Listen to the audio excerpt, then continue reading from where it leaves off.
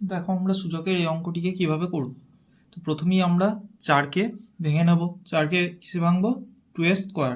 তাহলে 2 স্কোয়ার আর তার পাওয়ার আছে 1/3 ইন্টু, এদিকে তো কাউকে ভাঙা যাবে না, তাহলে এটা যেমন আছে সেরকমই রেখে দেবো। 2 to the power 1/3 into 3 to the power 1/2। আর 9কে কিসে ভাঙতে পারি? 9কে ভাঙতে পারি আমরা 3 স্কোয়ারে। তাহলে 3 স্কোয়ার টু দি পাওয়ার 1/4। এবার আমরা কি জানি যে স্কোয়ারে স্কোয়ার করলে গুণ হয় পাওয়ারে, তাহলে এটাকে আমরা লিখতে পারি 2 টু দি পাওয়ার 2 ইন্টু 1/3। আর এদিকে যা ছিল সেরকমই রেখে দেবো, 2 to the power 1/3 into 3 to the power 1/2। আর এইটিকেও সেম হবে, 3 টু দি পাওয়ার 2 ইন্টু 1/4।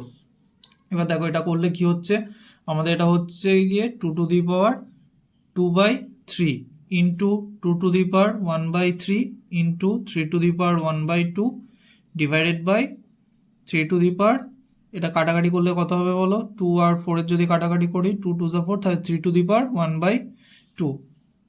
এবার নেক্সট লাইনে কি হবে? নেক্সট লাইনে হবে 2 to the power 2/3 into 2 to the power 1/3 into 3 to the power 1/2 by, মানে ডিভাইডটাকে আমরা বাই হিসেবে লিখতে পারি 3 টু দি পাওয়ার 1/2। এবার দেখো উপর আর নিচের মধ্যে 3 টু দি পাওয়ার 1/2টা কেটে বাদ চলে যাচ্ছে, তাহলে এখানে কি থাকছে? 2 to the power 2/3 into 2 to the power 1/3।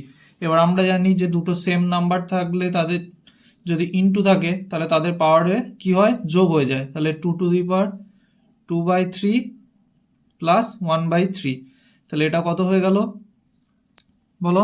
এটা হয়ে যাচ্ছে গিয়ে 2 টু দি পাওয়ার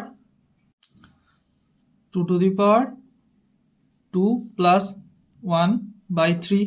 তার মানে এটা কত হচ্ছে?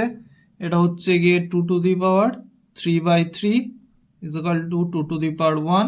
এবার জানি কোনো কিছু পাওয়ারে যদি 1 থাকে সেটার আনসার কত? সেটার আনসার সেই নাম্বারটাই হয়ে যায়। তাহলে আমাদের আনসার কত হচ্ছে? আমাদের আনসার হচ্ছে 2।